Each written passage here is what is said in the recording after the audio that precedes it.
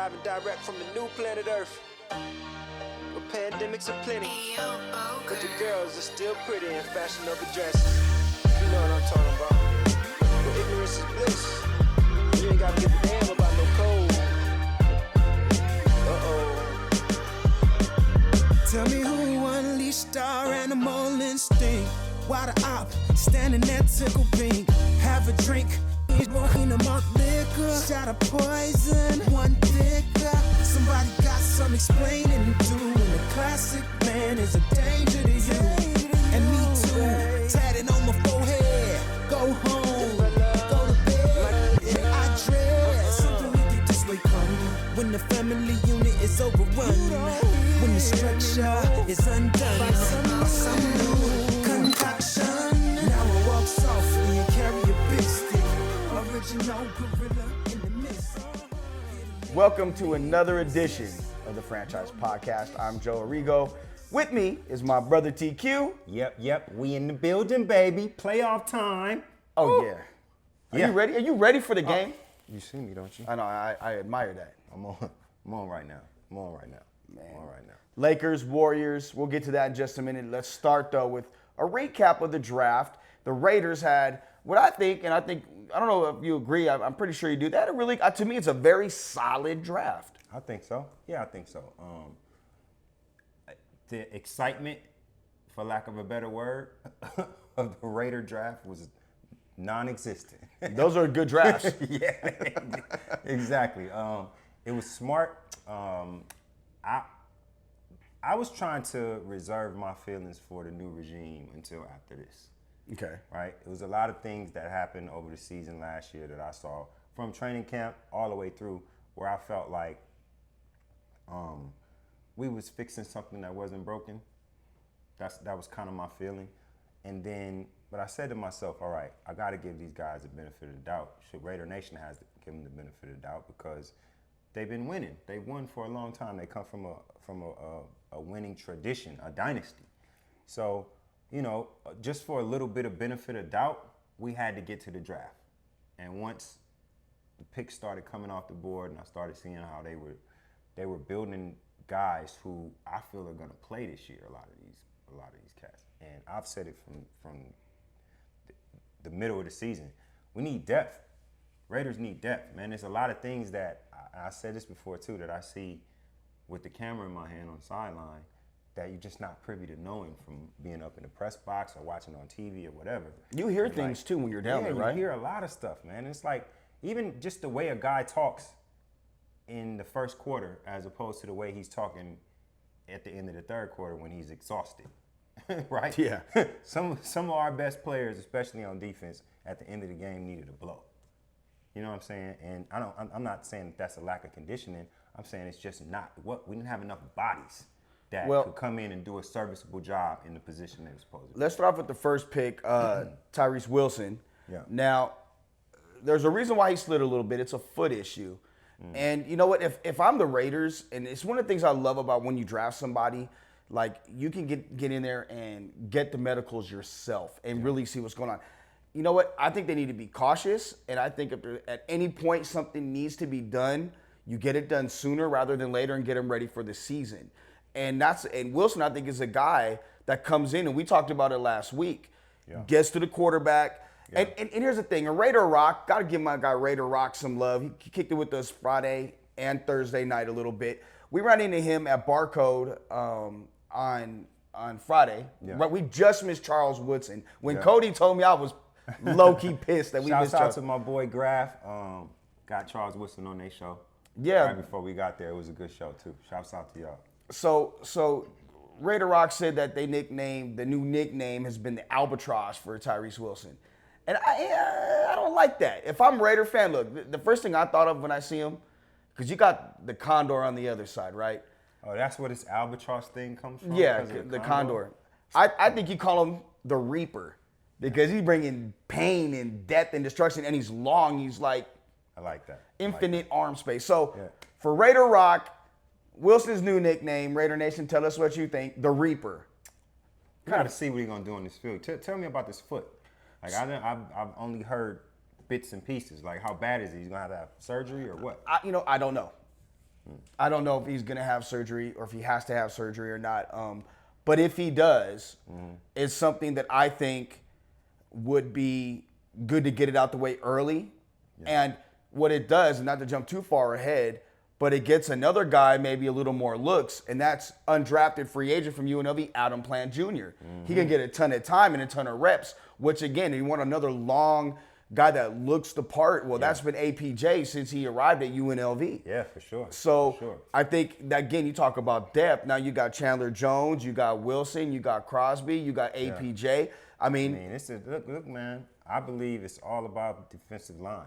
I believe that's how you build a winning tradition. You build it through the defensive line. And in order to do that, you got to have a lot of bodies that can come in and out, fresh legs, constantly, platoon. I mean, over and over and over again. I've been saying this for years. I'm tired of hearing it, so I'm glad they did it. First time that the Raiders did it that I can remember. And hopefully, it pays dividends. I think it will. Who was your surprise pick? You know what, man? After the first two picks, I kind of recognized what they were doing. So nothing really surprised me. I felt like early on in the draft, they were going to pick best on the board for what they wanted, right? I think that's what they did. But if somebody came in that addressed the need, they were going to go to that if that was the most valuable person at that pick. All right, so the wide receiver late and the quarterback late. I feel that's what happened in those particular positions. I don't think those were Raider picks because of the Raiders situation. Well, they needed to add some speed, and they needed another quarterback. So Mark Davis, well, actually, we double back. Peter King was in the Raiders war room on Thursday night with the Raiders. And he wrote something great on the MMQB that came out on Monday. And if you get a chance to read it, go back and read it. And he said that after they took Wilson, and it was their second round pick was coming up, the Raiders are trying to trade back in the first round to get Michael Mayer, the tight end out of Notre Dame, who they got in the second round. Really? It wasn't Levis, the quarterback. It was Michael Mayer, the tight end. And Mark Davis goes, Justin Hyatt's there, and he's got speed. And they're like, yeah, he can really fly. But Mark said, he's quoting there saying, essentially, look, I hired them to do a job. This is their job. I believe in what they're doing. It's stable, and I see what they're doing. I believe in it. So I'm not going to force that pick on them. So, but Michael Mayer was the guy they targeted in the second round. I'm going to tell you that the pick that I like, I don't want to say he's disappointing, but I really like, and I think a lot of fans it's kind of split the fan base a little bit, is the corner from Maryland. Like, he's a technician, long athletic, can play the boundary, can play the slot, but he was the second fastest player in the entire combine behind his teammate. Yeah. Tell me that's not more of a Raider pick than anything. Fast corner. I mean, yeah, and fills a need too.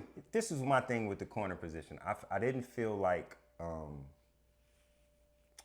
I felt like there was a lot of these little slot guys, as opposed to what we really needed was a dominant guy on the outside. But that being said, Raiders need all the help they could get in that defensive secondary, man. Like, we was getting torched, and we're going to continue to get torched because the quarterbacks that we're stacked up against in this division, man, it's going to be rough. And I've said for the longest, if you can exploit your offensive weapons, you don't have to have the best defense. You just got to have a serviceable defense. And the Raiders haven't had a serviceable defense in a decade or more. So it's like, how about 3? Man, it's just, I'm happy that the majority of the picks went to the defensive side of the ball. I'm happy that the number 1 pick is supposed to go get the quarterback. Yeah. That tells me that the thought process for this regime is the way it's supposed to be. In the article, it explicitly states that in Peter King's article that the Raiders wanted Paris Johnson Jr., the tackle out of Ohio State. And when they didn't get him because the Cardinals traded out of that spot with Houston, Arizona tried to trade back up. And they were talking to the Raiders. And the Raiders said, okay, well, they're looking at some things. And that's when Josh McDaniels said, well, we can get the tackle out of Oklahoma then. He should be there. I think his last name was Barron. And then all of a sudden they stopped hearing from the Cardinals. And that's when they made the trade with Detroit and jumped the Raiders to take Paris Johnson. So that solidified Wilson. Thank God. And by the way, I just want to point out, Wilson was the pick from our show last week when we did the draft show. 100%. So thank you for making us look smart. This is the case. What other teams did you like what they did draft wise? Look, man. First of all, that move that Houston made Yes. in the beginning, that's how you let them hang, bro. Hats off to y'all. You did that. They got what should be a cornerstone on offense, cornerstone on defense, and now they just can worry about building a team around those two players, man. To be able to score that in the first year of DeMeco Ryans' era in Houston, that was big. That was big.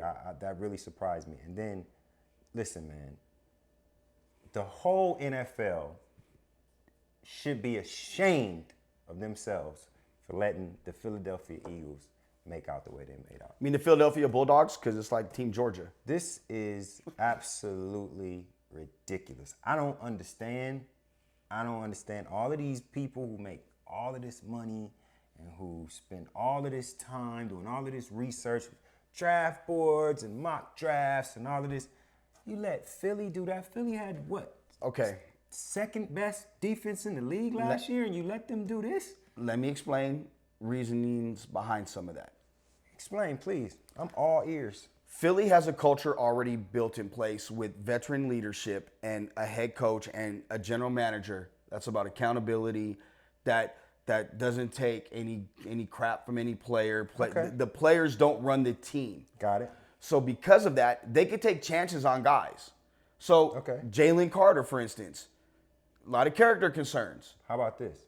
Take Jalen Carter out of the draft. Don't even add him into what Philly did. Ringo. Look at the rest of Philly. Okay, Ringo, the corner, right? Another one who 20 years old, long, athletic, off the field concerns, a ton. Character concerns, like literally he's off of some people's draft boards. They took him because it's like, okay, we have a stable environment for him here. Where at other teams, you go to a team, and like the Raiders, for instance, in years past. That's what I just said, in years past. Okay. That wouldn't have worked. We've seen how it worked with a couple guys that Gruden took chances on, and it didn't work. Again, I said that's why I said in years past. Difference. You look at another team like the 49ers. They can afford to take chances on guys with some type of character concerns. The Packers can't. They're a younger team. They don't have a lot of veteran leadership. So you look at the landscape of things. For instance, perfect example. The Pittsburgh Steelers selecting Georgia tight end Darnell Washington, right? He was off a lot of teams' boards for character concerns. That's just what it was. A lot of teams passed on him multiple times. He slid to late in the third round, but tell me there's not a better spot for him to land with Mike Tomlin in a stable organization that provides mentorship and leadership to help young players flourish. Okay, all that sounds good, but they're going to be in the Super Bowl again. Because they got a 2 or 3 year window. Yeah, you're right. You know, I guess basically what you're saying is because so many teams in the NFL don't know how to run themselves, don't know how to instill some discipline or order, lead men, right? You just let all these good players go to the Eagles. So what the hell you think the Eagles gonna do? They're gonna be in the Super Bowl. You already thrown Is that a good idea? You already thrown the towel in for your Niners? No, I don't have to throw the towels in for my Niners. But the Niners get there and get hurt. So par for the curse. You know what I'm saying? Who knows? Whether it's a course, whether it's a curse, par for it. Whatever the case may be, that's what happens to the Niners. I'm not getting my hopes up. We're talking about the Raiders right now. No, we're talking about in general who impressed you. Besides that, who were you disappointed with in the draft? I don't know. I know my total mode just changed. My Why? whole attitude just changed. Why? Because Philly is the reason why we didn't win a Super Bowl this year. And that bothers me. And you brought it up, and you like to bring it up. And you know what happens when you bring it up, and you do it on purpose. Me? No, I don't do that. Hey, man. No, who didn't you like, though? Whose draft didn't you like? Truthfully. And it could be didn't like because they did well, and they're in your conference or division, or you didn't like because you thought they reached for people? I think I thought Detroit would have did better, but then after I looked at it, that little running back, the running back that Detroit took From Alabama, Gibbs? yeah, like he does what they do. You know what I'm saying? Same with Jack Campbell. He does what they do. Yeah, They so draft for them. They're what they yeah, do. exactly. So I mean, you know, I thought I like you. I'm looking for that team to take a big step, and I like to watch them. They're going to win that division. Yeah, I'll say I think right so. now, they're going to, barring so, injury, too. they're going to win that division. And I think because I think, to be honest with you, Minnesota had a horrible draft. They had no dudes they didn't pick anybody super athletic. Jordan Addison may be the one. Yeah, but you got to look at what did you add in Jordan Addison too. Think though. that Jordan goodness. Addison may be the one in that whole. But even like Mekhi Becton, he wasn't that good at USC. Let's be real about it. What is he going to though? A secondary in Minnesota that's trash. I'm saying, but Minnesota gonna score a whole lot of points. Not against Detroit. I mean, we'll see. Detroit didn't. I don't know what they necessarily did for their defense in this draft. They got themselves a middle linebacker that is going to be, like I said last week, Is he going into play? he's going to be a starter inside day one. Day one. To me, Luke Kuechly, You've been saying this about dude. I ain't watched it. they have the same agent, right? Right. What is that? What the hell does that mean? I'm going to tell you. Okay. I'm giving you the dirt now. Now that I can give it publicly. This guy. All right. So they have the same agent, and they sent him to work with Luke for I think a week or two. Mm-hmm. After the second day, quickly called the agents, goes why do you have him down here? He gets it. He's showing me things that I didn't even see. Luke Kuechly spoke that highly of Jack Campbell, and then he went in and killed all the interviews. literally just crushed it. Really? So everybody So I mean, if he's gonna be a starter first day, then that's what I'm saying. it ain't too bad. Just I don't know. I don't know, man. You know, with all the biting kneecaps and all that, I just thought I was gonna, they'll make a bigger splash. But maybe they did. I'm not up on the player like that. yeah, I mean, You know more about him than I do. head scratcher was the Rams to me. I mean, what did they have that they didn't have much to do nothing with? They were able to move a little bit though. I mean, but the draft Stetson Bennett in the 4th round, the Georgia quarterback. Bro, they only had one quarterback on the roster, period. On the roster. But the 4th round.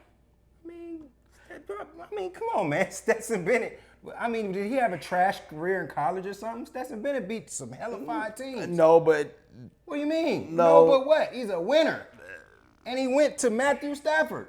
2 dogs. Man, come on, man. Let him live. he went to McVay, and that's what's going to help him. But I don't know. The rest of the draft, I don't care how many picks they had, it just wasn't impressive to me. I don't think it was much they could do. The Rams went for it. You know what I'm saying? It's the Rams went for it.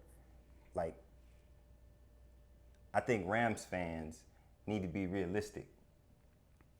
You went for it to win the Super Bowl at home, and you did it.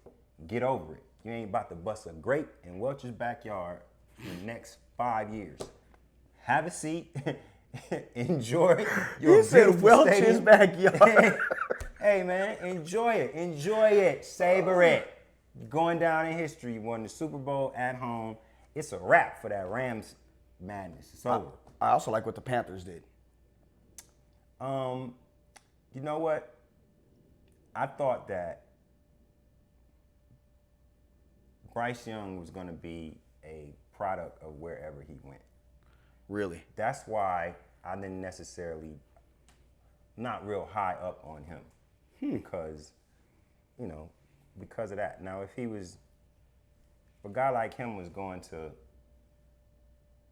the Bills or Cincinnati or a place with just some real top-notch weapons, then I think Bryce Young could be a real tool. I'm thinking with him, Carolina has to do work, and they got to do it quick over the next couple of seasons. In that division where it's the Saints, maybe? I mean, that's a winnable division. I mean, and the reason I chose them, though, and it's selfishly, our good friend of franchise, we watched him play for 5 years here, Austin Ajike, signed as an undrafted free agent there. AJ signed there mainly because Phil Hansen, former UNLV D coordinator, is down there as well coaching. Nice. And he credits Coach Hansen for Yeah. giving him his first opportunity to start and everything like that. So they have Austin, AJ, and then Kobe Bryant, not Kobe Bryant, but Kobe Bryant, the right tackle from UNLV. He signed as an undrafted free agent with the Giants. So That's good, man. congratulations to all the UNLV players. Proud of y'all, man. Go in there and ball out, make them teams. Gutierrez got to go somewhere. Our kicker, though. Yeah. You got to see, he's got to get a shot somewhere. Yeah, so man. Come on. Come on. got to do it, bro. Everybody need the boot. Come on. Goot the boot. Hey, you know, the funniest thing, dude, Arroyo would see him, he'd go, Goot! like,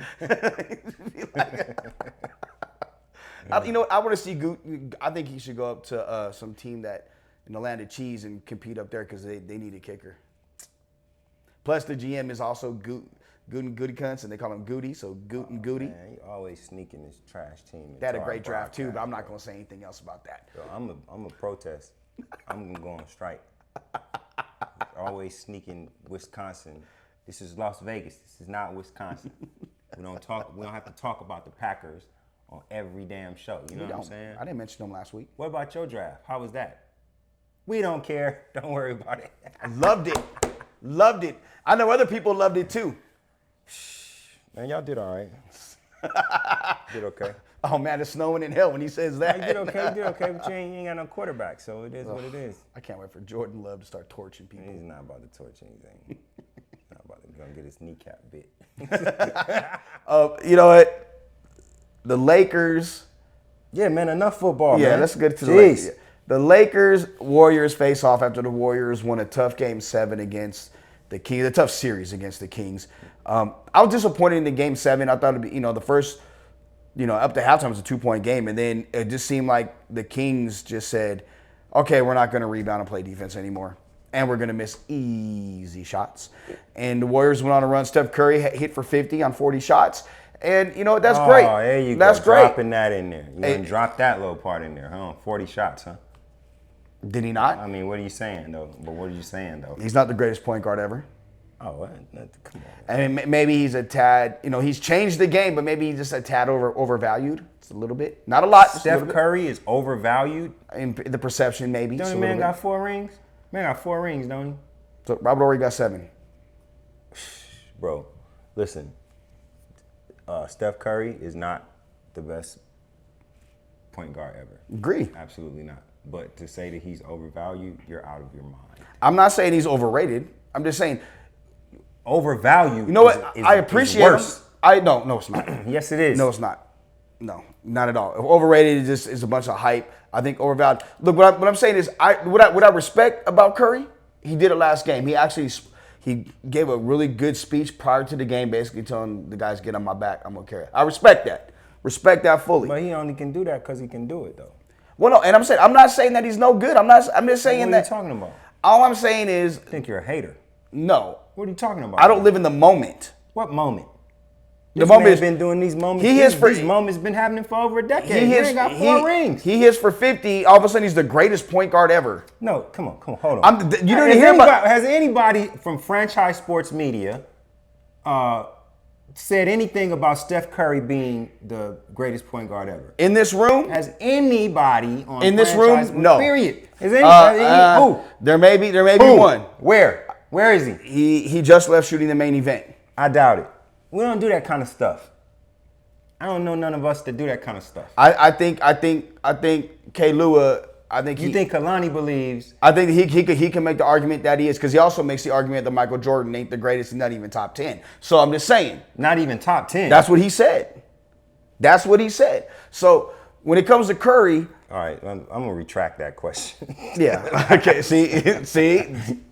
That's why I said maybe. Magic Johnson is the best thing we ever saw play the point guard position. Agreed. Don't think we're ever gonna see anything close. That's LeBron. number one. Whoever's second may as well be fifth in that category. It is not Steph Curry. But that being said, I mean, man, subtract Steph Curry from basketball of the last 10 years. He's impacted the game tremendously. Changed the game. That's what I'm saying. 100%. His value is through the roof. So I Not see- just his value to Golden State, but his value to the NBA. the fact that I'm at the point where it's like I was so young at the end of Magic that I took it for granted. Yeah. Right? 100%. I only stopped taking Kobe for granted when he tore his Achilles. Okay. Right? Now I'm at the age where these guys are coming towards the end. The NBA is changing. It's changing to a new kind of a new personality, more Dylan Brooks than LeBron James. God, I hope not. Which is a departure from how we grew up, right? Yeah. How we learned, what we presented ourselves to be, the people that we looked up to. So I'm happy that I'm gonna get a chance to watch this again, because this is two of the icons of the game going against each other. This is Magic and Larry Bird again. And it's like, as exciting as that was, I missed it when it was over. So I'll say that this series, I think the winner of this series wins the NBA title. Yeah, agreed. I think that. Like you, I kind of want to see a Boston-New York Eastern Conference final, and I kind of want to see Boston, so the Lakers can play Boston. But I wouldn't mind New York just because of the media market and how much hype that would bring. But I want to see Boston, but I think it's going to be Miami. Miami's different. It's going to be Miami over there. But I will say that with this Lakers series, as it is, they swept them this year. I believe they swept Golden State, if I remember correctly. This is a team that matches up better against Golden State than they would have against the Kings. I think it's a better matchup for the Lakers. And one of the keys is going to be D'Angelo Russell shooting more than 13 shots a game. When he shoots more than 13, they've won every playoff game. When he shoots less than, I don't care if he misses. D'Angelo is the X factor, because you know what you get with LeBron. You know what you get with a healthy AD. But when it comes to that next person, it's D'Angelo. Jordan Poole is not playing well for Golden State. Draymond, you can get in his head. You got to box out Kevon Looney because he had like 20-something boards. Yeah, I mean, But- come on, man. You leaving some stuff out here. No, but Clay has been hit and miss all season. Even he was 1 for 10 in the first half. Listen, bro. Listen. I'm just saying, the Lakers. After last night, things done changed. All of that, what you're talking about, is out the door. This is the defending NBA champions. They're in the midst of a dynasty, and everybody's trying to knock them off of the pedestal. Dynasty Last night, killers. Things changed. Things changed in the locker room. They see what's happening next. What's happening next is he's got 4 and I got 4, and this might be the last time we see each other. No, we got 4. He got 4 and we got 4. Steph, Clay, and Draymond all have 4. I'm talking about LeBron. LeBron got 4, but Steph, Clay, and Draymond. That's what I'm saying. He got 4, we got 4. LeBron can kill that dynasty. That's all fine and dandy. That ain't what I'm talking about. What I'm talking about here is there's a way to do it, and it ain't about LeBron James. It's about perimeter defense. Period. Switch. Get there fast. Don't give them open shots. The Lakers have a knack for going into these lackadaisical defensive runs and getting down by 10, 15 points and crawling themselves back into it. You can't do that with this team. No. That's dead. The part that, I ain't gonna say it worried me, but why I would have rather have seen Sacramento is because Darvin Ham did a whole lot of mixing and matching to figure out how to beat those kinds of teams. This team right here is gonna make adjustments just like the Lakers are gonna make adjustments. This team right here has more playoff experience than anybody else, including us. So I'm expecting this to go 7. I'm expecting the Lakers to pull it off because of the matchup situations. We absolutely should match up to this team much better than we would have Sacramento. But like I said, this inconsistent AD, whether it's about a hip injury or whatever the case may be, when AD goes up against the banger, he tends to drift out. He cannot drift out here. He got the fight with, what's my man, Looney? Looney. He got the fight with Looney every night, all night. It's going to be hard. It's going to hurt. But get him in foul trouble. Well, bang on him. Where the Lakers have an advantage with that too is you can bring in Mo Bamba, you can bring in Gabriel, and they can get him in foul trouble, especially Mo Bamba. Like, I see more Mo in this series. Malik Beasley, he's got to have a good series. Some got to drop, man. This is the one. This is Troy why Brown. they brought you. Where is Troy Brown? He comes in and does nothing. No, he plays good D. I mean, but you got to do more than that here, man. Look, let me point something out. Kalani Lua pointed it out on Saturday. We're watching the draft together Saturday because we were out. We were out Thursday and Friday watching the draft. Saturday, Kalani's like, let's watch the draft. Okay, cool, watching the draft. He pointed out that Dylan Brooks said, I don't respect anybody unless they give me a 40 piece. The Lakers beat the Grizzlies by 40. And the most important thing about that game wasn't the fact that they won by 40 or won the series, because I think we were at Circa watching it with friends and everybody. Shout out to Adrian and Antonio and all the fellas, Hollywood, everybody. Shout out to Matt for everything he did for us at Circa. Yeah, good looking out, man. I got a little drunk out there. I got a lot of drunk. Whoa, I had a big headache the next morning. Did you? You didn't drink enough water. Oh, my goodness. I was just tired. No, it was that big stupid pink drink y'all bought out there, man. Boy, that joint took my head off. I had 2. Oh, boy. 2? I had 2. Oh, yeah. Yeah. But the Lakers are able to rest their starters, and they got the guys like Lonnie Walker, like Troy Brown, got those guys some minutes. Yeah. And hopefully that can, in Beasley, hopefully that can get them going leading into this series. Plus you get a couple extra days off, which is much needed. So, and the fact that we ain't got no switching these time zones, man. I'm happy that this is in California. That's gonna be great for the Lakers. Like, you got old in the tooth like Bron. Every little advantage matters. You know what I'm saying? So I do a lot of traveling, man. It'll get you. It'll get you when you're going back and forth in these different time zones and all. So I literally said that to Brother earlier today. We're talking about it. And I said, look, like, the one thing that I'm glad it's Golden State. Either way, I'd have been happy because they don't got to go to Denver or Phoenix. They can just take the 45-minute flight up to the Bay and come right back. Quick, easy. So I like that for them. So you say Lakers in 7? Yeah, Lakers in 7. Lakers in 6. You're out of your mind. For real. Listen, man, I'm gonna give the Warriors their respect. I'm nowhere close to a Warriors fan. I don't like them. You know what I'm saying? Yeah, Cali when it comes down to it, but I ain't on that tip. But you got to give them their respect.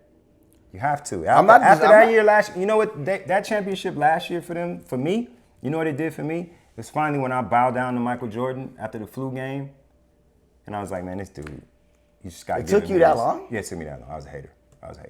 Yeah. I've been a hater of Golden State too. And you know what made me hate them? Is when they got KD. That wasn't fair. Here you go with fair. You're talking about Philly. Not fair. They got fair. that. Golden State. But when it happens to the Niners or the Lakers or the Dodgers, hey. What are you talking about? Who win? When does that ever happen to the Niners, the Lakers, the Dodgers? Win. What's not fair about the Niners? We're just better. That's all. In fact, Philly could say the same thing. Golden State could say the same thing. Man, listen. You know damn well Philly wasn't supposed to get all them damn good players out of this draft. You know damn well. If you was a GM or I was a GM, they wouldn't have got all them boys. And most people out here that's not Philly fans feel the same way. Call somebody up in Dallas. No, I guess they say, what are you talking about? Call Dallas? somebody in New York. Washington? Yeah, anybody but in Dallas. Can't believe I even said that. How do you fix your mouth to say that? Wow. Wow. We should play that. Myself. We should play that Dallas clip one more game that you said a couple weeks ago. Hey man, listen. Y'all's draft was trash. You understand me? Y'all draft was trash. Y'all season is gonna be trash.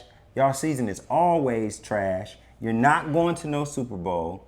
You're gonna make the playoffs. Let me see. Are they gonna make the playoffs? Yeah, because Washington don't have no quarterback. New York will get in. Philly will get in. 49ers will get in. Dallas might not even make the playoffs. New Orleans will get in. Y'all might not even make the playoffs, man. Detroit will Should get I in. put some money on it? Dallas fans, hit me in the DM.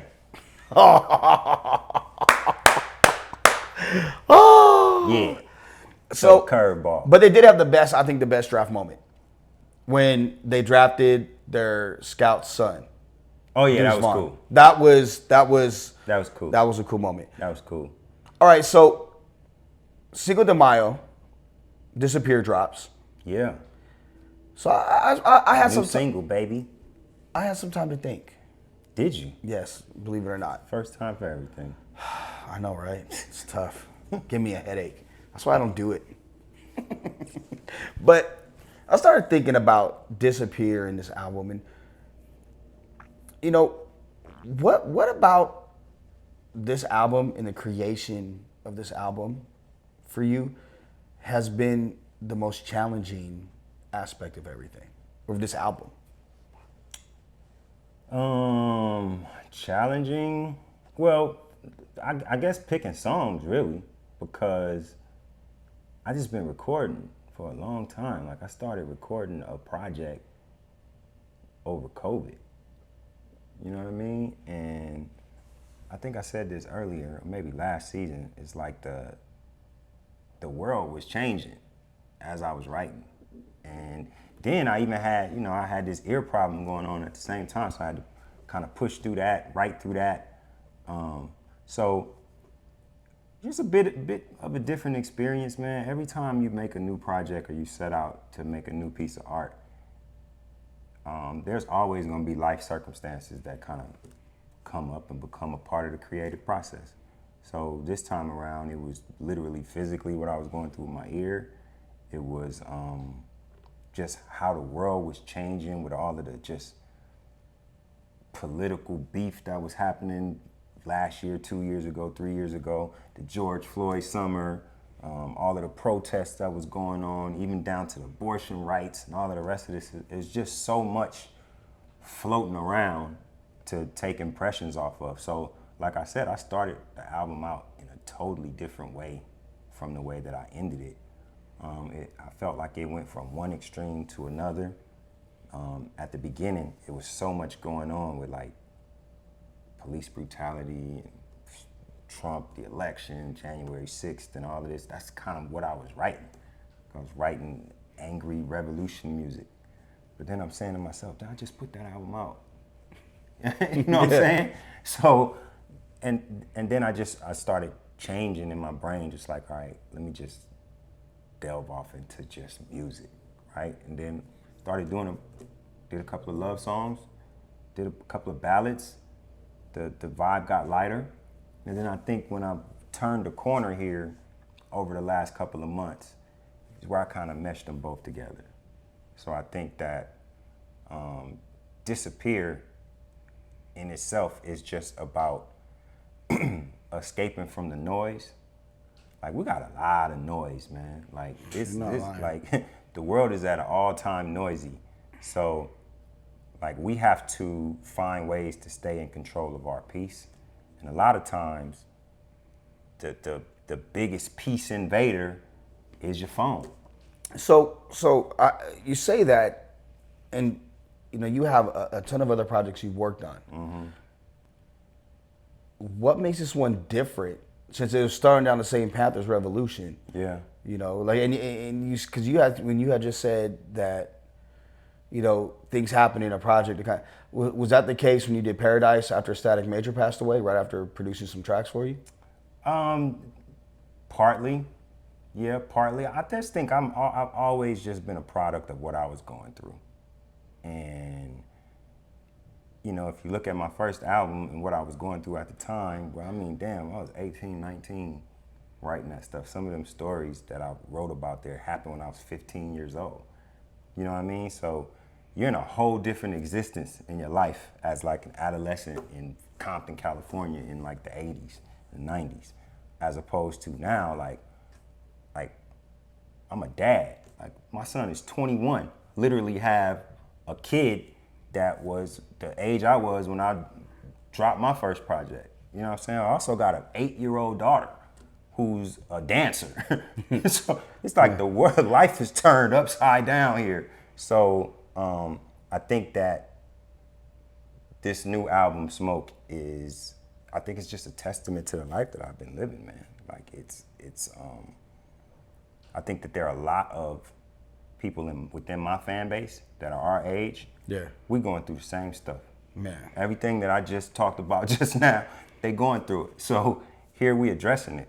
I think that relationships and the essence of what a relationship is supposed to be about then went off the rails, completely off the rails. Agreed. So I addressed that a couple of times over this album, just getting back to like the essence of what naturally made you like a person. If it wasn't no Instagram, if it wasn't on TV, if it wasn't no eyelashes and makeup, fake butts, if you didn't, drive a fast car and use the man and have all the jewelry, what was it that made you like a person? I don't think anybody will ever say eyelashes though. Like those fake tarantulas, I don't think anybody ever is gonna say. Hey, the ladies think they're important, so you know what I'm saying. We had to throw them in the conversation because they think they're important. But at the end of the day, when you fell in love with the first person you fell in love with, you didn't care about their eyelashes. No. It was something else that you just couldn't explain, you couldn't understand. So if it's not that feeling, then it probably ain't right. I addressed that a couple of times on the album, and just coming from a place of being an adult, being a dad, being somebody that's traveled around the world. I've seen how the change within entertainment, going from music to sports and back. It's a journey, man. I will say this, and I've heard, I would say the majority of the songs on the project, right? Would you agree? Most of them you heard. This is the most. 4 or 5 you ain't heard. Yeah. Yeah. But this is the most open you are about yourself in any album you've ever done. Think so? Yeah. Right. You've never talked about the stuff and struggles that you've gone through. Yeah. As an adult and as a father, and you openly discussing it and bringing it to light on this project. Yeah, good point. I think that comes from I do a lot of different person than I used to be. You know what I'm saying? I try to practice mindfulness and staying in balance as much as I can. And balance doesn't really make you feel any vulnerability about yourself. You know what I'm saying? So I'm in this space where, I definitely want to read the room, but I also am not at a point where if it's something that I'm feeling, and especially if I know that so many other people are feeling it, hey, the best thing for you to do is get it out. Yeah. Because the other people that are feeling the same way, like there's a connection for both of you guys. You know what I'm saying? Like you're a therapy to them just as much as they are to you. Yeah. A lot of us just feel alone in what we're dealing with. And when you talk about it, you recognize that you're not. So I think that with this album, I guess we dig into some subjects that I don't necessarily dig into normally with my music, but at the same time, man, my music has always been about what I was going through at the time in my life. Like you can absolutely read my head about, just kind of read what was in my head by listening to my albums, and I think this one won't be any different. It'll be different from my other records, but I know my fans will understand because a lot of it is based on all of the stuff that they put in my inbox. You know what I'm saying? Which I love it. You know what I'm saying? I'm not complaining because, like I just said, a lot of them are going through the things that I'm going through. And when you're in your 40s, man, you're trying to be the best you can be, and you're looking at mortality at the same time, life changes. Man, big time. You're not lying. Lord knows from 2020 till now, the amount of stuff that I think you, me, and Trish have brought as a triangle to each other to the table that we've had to deal with has been at times overwhelming. Man, so has there been any pre-orders can be done where? You can pre-order now in the U.S. on iTunes if you want. Tuesday night, 12 a.m. The single goes up on therealtq.com. All you got to do is go to therealtq.com and you can buy it right there. And the full release comes out Friday on all of your favorite platforms. Now, the way that things are set up, the one drawback to buying it from me is that you should do it from a laptop, because if you want to get it into your playlist or into Spotify or iTunes with the rest of your music, then, you know, if you do it from your phone, it's going to go to your files, right? A lot of people want to play their music all together. So buy it from the laptop. But if you buy it from me, it goes to me. So I absolutely ask everybody to buy it from me. If you buy it from me, you get the MP3 version, the WAV version, you get an instrumental, you get the cover, you get lyrics, and all of that stuff straight from the site, delivered to your email address. So get it from therealtq.com from Tuesday, 12 a.m., and you can get it everywhere Friday, Cinco de Mayo. The name of the song is Disappear. Let me know what y'all think about it, man. You can actually go and preview the song right now at therealtq.com /music, and it'll be right there for you. You can check out about a minute of it. I'm actually excited about the There it album is. for people to hear it. I was telling you before, I'll pull the curtain back a little bit before we had the show this week.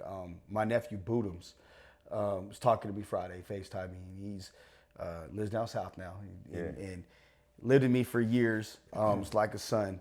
And we were talking about the draft, and then somehow I mentioned that you got a new album coming. He's like, TQ got out, man, ain't nothing like Kinda Blue. That's my favorite. And he started rattling off song and singing it, and it just gave him a different joy.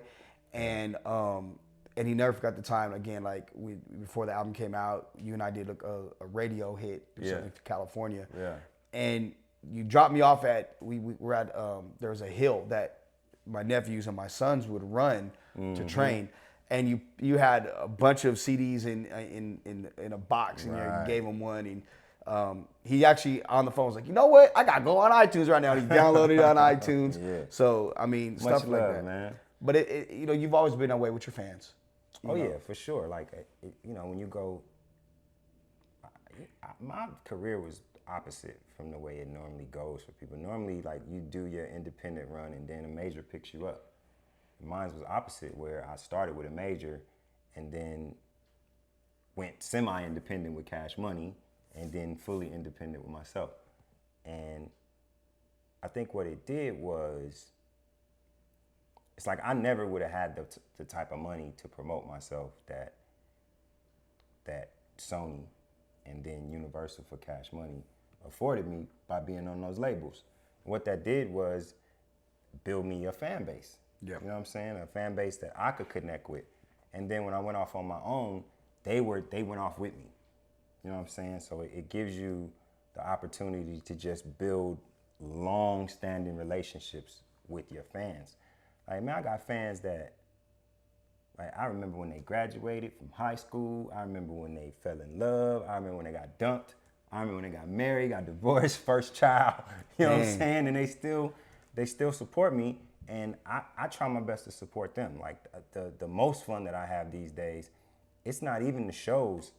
It's like the time when I just go to a place and, like, hit people in the Facebook group or in the DMs like, yo, we're gonna be in such and such doing whatever. Come out, let's have a drink.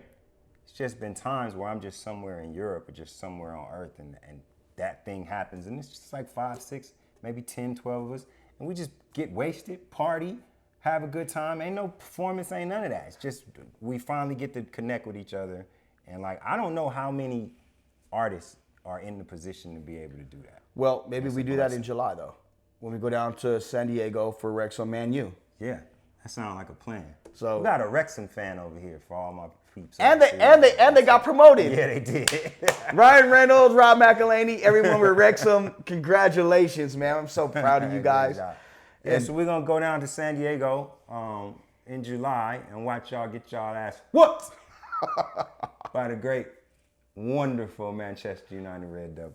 Oh, man. Yes, well, that's the show this week, everybody. Make sure you go buy the single that comes out Tuesday night at midnight from therealtq.com. Yes. And I would be remiss if I don't say this before we get out of here. I'm heading out of town this week for a wedding. DJ and Trevor, on behalf of myself, my company, my partners, congratulations. And I'll see you guys this week at the wedding. Get him drunk. Film it. I'm gonna look fly though. We're gonna see. Watch. Send some pictures. We're uploading them. We're doing a poll. Is he fly or is he not fly? Let's get it. You set yourself up, buddy. I'm with it. I'm with it. See you guys Till next week. next week. Peace.